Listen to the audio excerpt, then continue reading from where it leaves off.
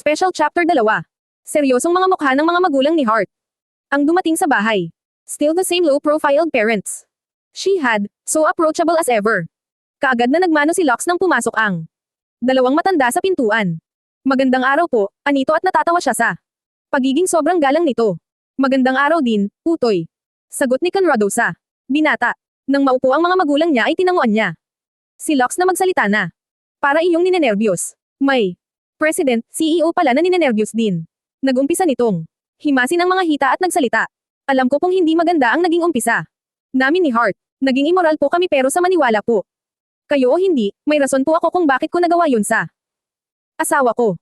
Hindi ko po alam kung paano ko kayo makukumbansin na hindi ko yun gagawin sa anak nyo, pero nangangako po ako.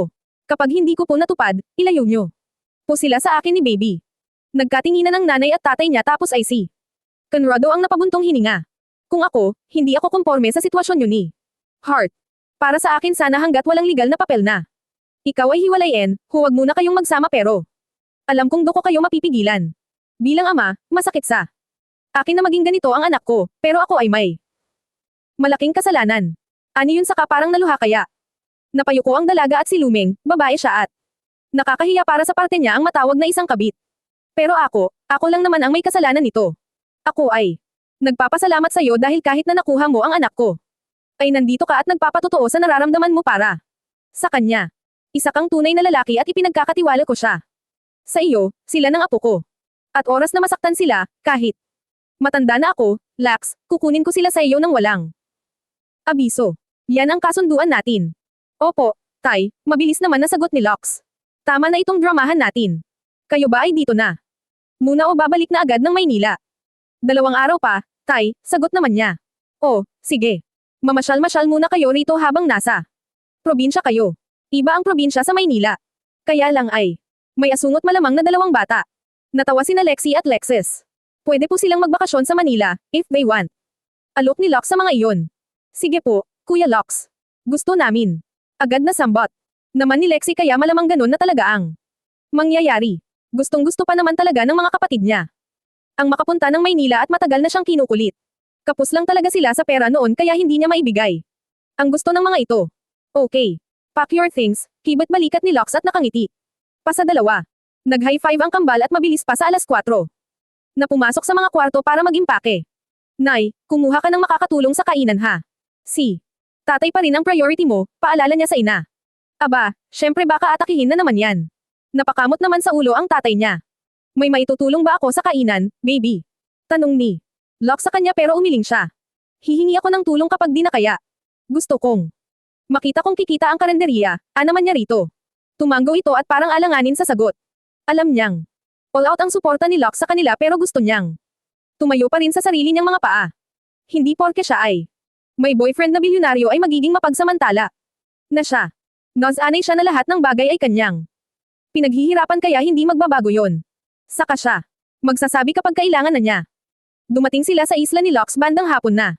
Napilitan ang kambal na huwag sumama dahil sabi niya ay hindi nila isasama sa Maynila. Sabi niya ay tulungan muna ang mga magulang nila sa kainan. Dahil sa pangako na pa-Maynila ni Mayor ay naplitin ang mga iyon na huwag sumama.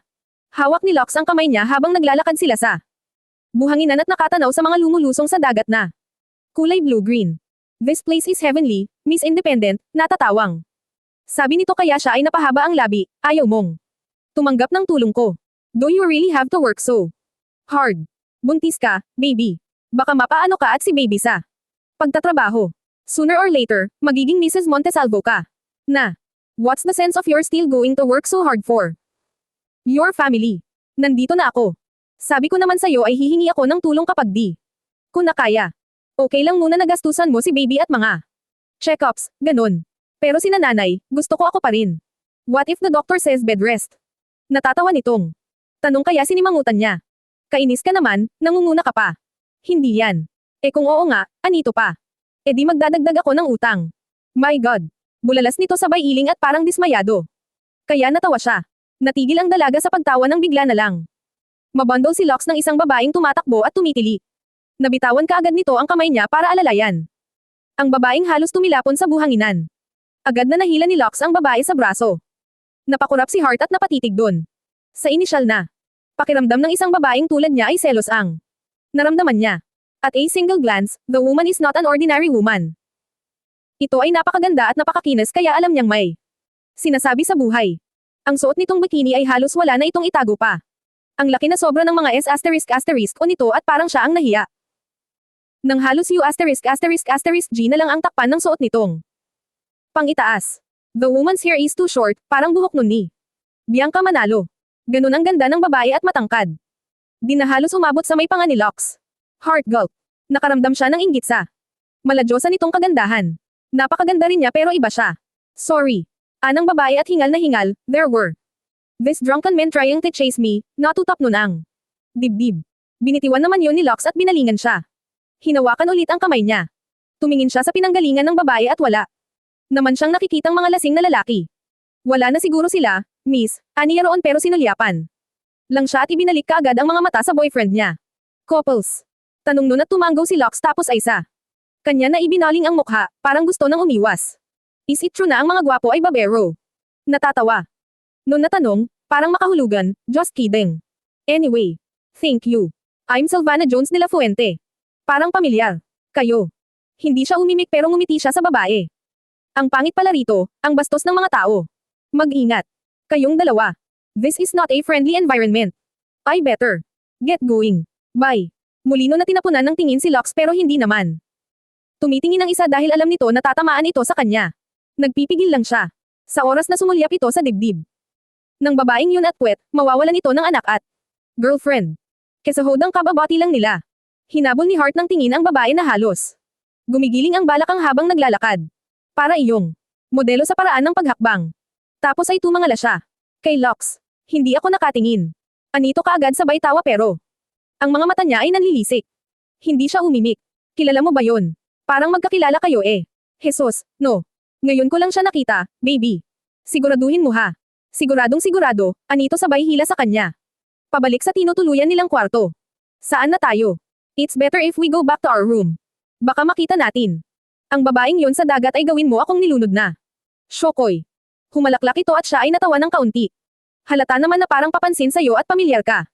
Nga raw, ani Hart sabay irap pero lalo siya nitong pinagtawanan at inakbayan. Kahit nakilala pa niya ako wala kang dapat ipagselos. Ikaw lang ang type ko kahit kailan. Magkakaanak na tayo. Selos ka pa.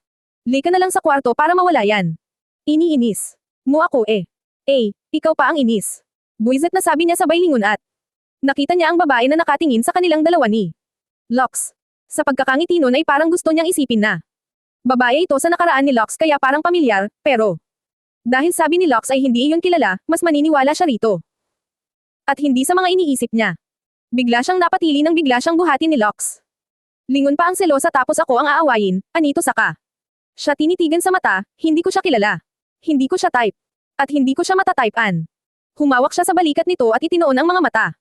Sa ibang bahagi, hindi sa babaeng kahit ang layo na nila ay parang teleskopyo ang mga mata.